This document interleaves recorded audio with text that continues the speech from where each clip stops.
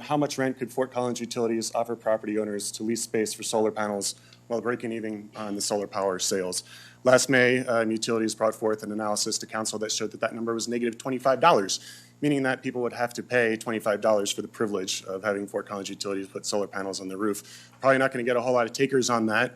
So, but what if we update those numbers and using the same analysis but with inputs for 2021, when it's the first time this project could go in the ground, we see that number goes up to $8.85 positive, still not very attractive for folks, but instead of doing 200 small systems, what if instead we did a few medium systems or one large system? That number in rent per month goes up to $730 for a medium system. That's something the size of an elementary school, something the size of a parking garage or a strip mall. If we were to put solar panels on a high school, we can get up to a megawatt.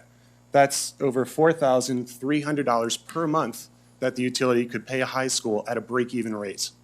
That's why we're asking you to talk about this next week. Some of the potential benefits of doing this kind of a program is that it's more affordable than the status quo that we have right now. That's where that large rent comes from.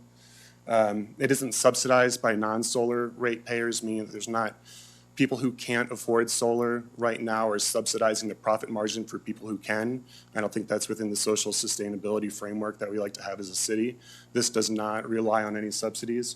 It works for leased properties. The current net metering structure does not work well for leased properties.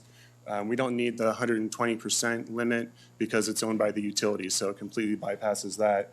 We keep our energy dollars local. One of our solar projects right now, we pay a utility in New Jersey for the solar panels that are located right on the northwest corner of town.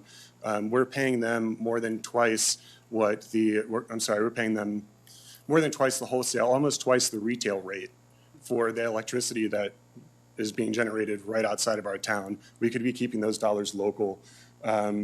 And with this project, the property owner doesn't have to come up with the capital the utility does.